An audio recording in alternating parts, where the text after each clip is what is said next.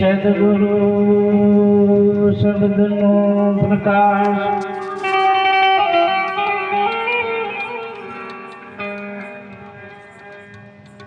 શબ્દ મધ્યમાં રહે છે. સોહમ શબ્દ એટલો કીધું રવિદાસ સાહેબ કે સોહમ શબ્દ કરેલો વિચાર મેરોમાં સદગુરુ માય બોલે.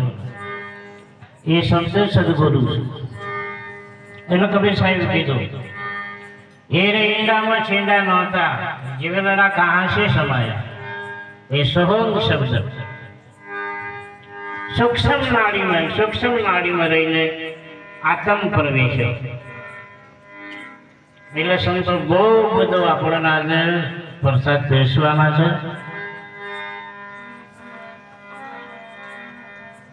સોહમ શબ્દની બધી આવે છે. આપણને પણ ગુરુ કીધું સોહમ શબ્દની સમજ આપી છે. અનાદિકાળથી ચાલતો આવ્યો સોહમ. આ કોઈ ઘેરવિયાની વાત નથી, સંતોની વાત નથી. આ અનાદિથી આપણા સદગુરુની આ વાતો છે.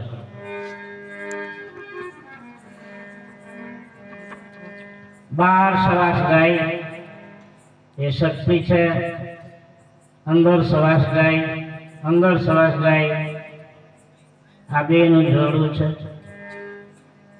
શિવની શક્તિ સાથે જ છે.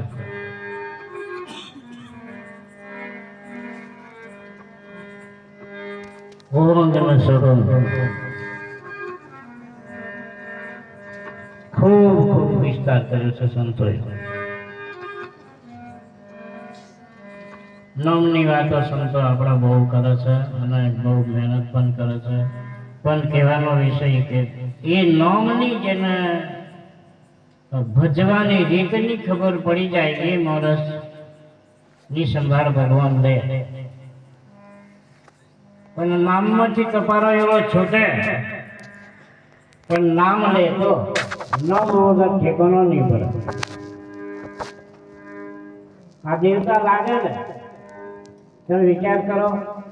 આ નામ વસ્તુ ખાલી સંતો નામ કરો પણ એનો પ્રયોગ કરવાનો ચાલુ કરી દઈએ ત્યારે ખબર પડે આ શક્તિ કેટલી છે એમ.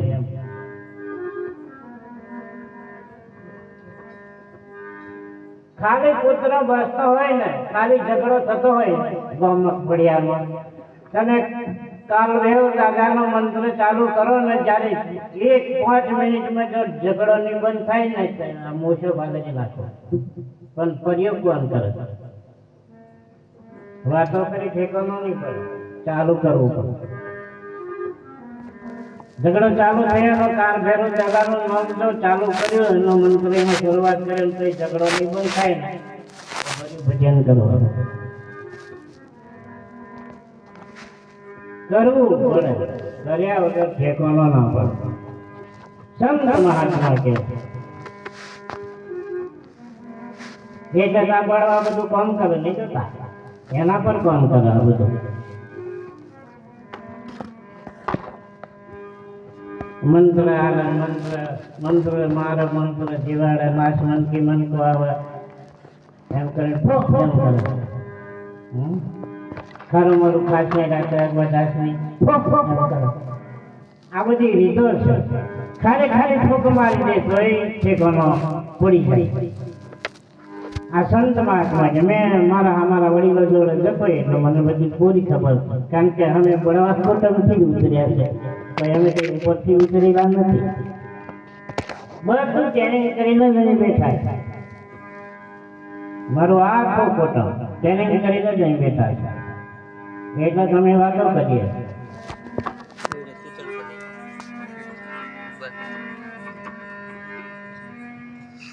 એક ઘડી આધી ઘડી આધી છે પુણ્યા, तुलसी संगत साधु की हेठड़े कोटी अपराध. आधी घड़ी એટલે 8 ઘડી 8 મિનિટ.